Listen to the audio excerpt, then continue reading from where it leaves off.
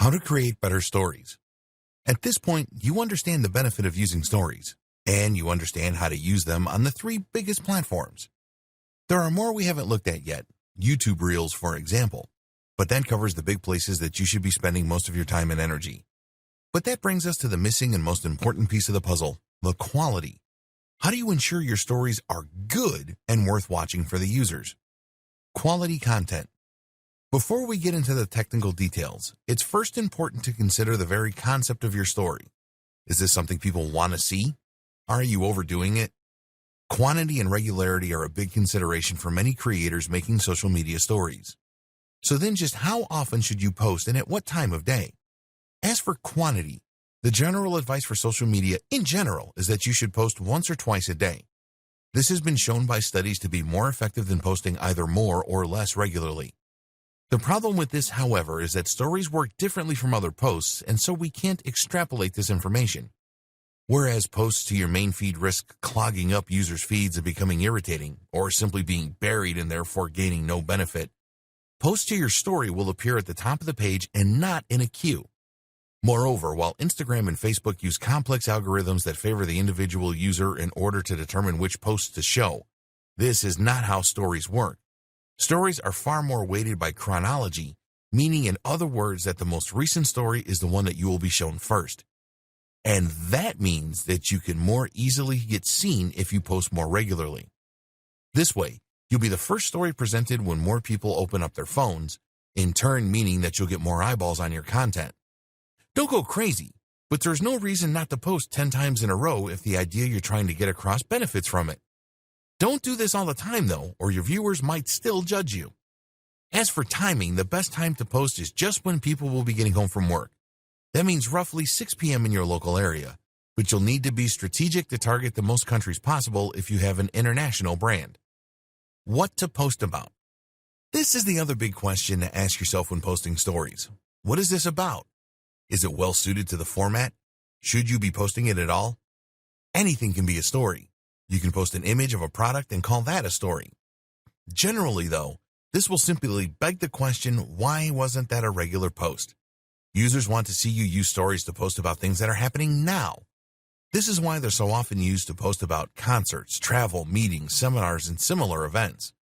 But this is also what makes them a great fit for product launches, special deals, competitions, shoutouts, polls, and clips of other things that you might be doing. Going on a business meeting somewhere interesting? Why not bring your followers via stories? Just created a new post for your blog? Stories. Stories also work extremely well for news sites. For instance, if you have a tech channel and a big company releases a new smartphone or computer, then you can write about it on the blog and then immediately share that post as news to your stories. If you find yourself struggling to come up with ideas for stories, then consider creating a kind of recurring theme or even a series. A good example was when actor Chris Pratt used stories to share what he was eating every day on his diet. They were funny, short, and a great insight into his life at the time. They also had the added bonus of showing a bit more of his life through things happening in the background or other stars in the videos. Higher quality. Your stories don't need to be extremely high quality. In fact, that is often considered to be one of their biggest benefits, that they can be made quickly and don't need to be works of art. With that said, though, creators like Peter McKinnon are showing everyone else up by showing just how attractive and professional they can be. So, depending on the nature of your brand, you might choose to stand out with a highly polished and beautiful story. At the very least, learning some basics when it comes to photography, editing, framing, and more can help to elevate the level of your stories and all the rest of your content for that matter. Taking better photos. Equipment. The first thing you should do is to equip yourself. If you hope to take the best pictures that will look professional on your account, then you should have a camera that will be able to take high-definition images, and you should have editing software so that you can add that extra bit of professional polish. You're probably used to taking photos for Instagram and Snapchat on your phone, and that, of course, is something you can still do. To take high-quality photos, you just need a phone with a good sensor, high megapixel count, and respectable post-processing. Good options include mostly anything by Apple or Samsung, the Pixel phones, Nokia phones, etc. But you also have the option to take photos from your gallery, which you might have added via an SD card or Wi-Fi transfer. This is how you can take photos with a professional DSLR or mirrorless camera, and you will see the difference. This is especially true if you shoot in RAW with a flat color profile and then do a little editing as well. This means that the camera will minimize post-processing, providing more information from the original image to play with. That in turn means you can really create that dynamic HD-looking contrast and crush those blacks, get the colors to pop. Being ready. If you run a business with a social account, then you should be constantly ready to capture images when the opportunities present themselves. For instance, when I sold my old car in cash not long ago, I took the opportunity to photograph the money in a range of scenarios ready for potential use on my money-making channel. Likewise, you might find when you're on a walk that you see a great cityscape which could be used in a range of generic motivational posts. Make sure you have your camera on you at all times and that you are actively looking out for great photo ops so that you can create a great resource to draw on in the future.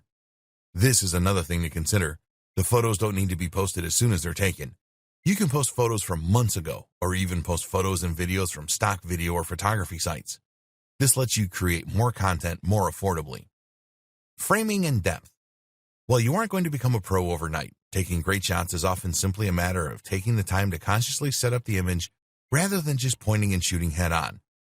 Think, for instance, about your foreground and background image elements, and about whether having a leaf in the foreground could help to create more of a sense of three-dimensional depth.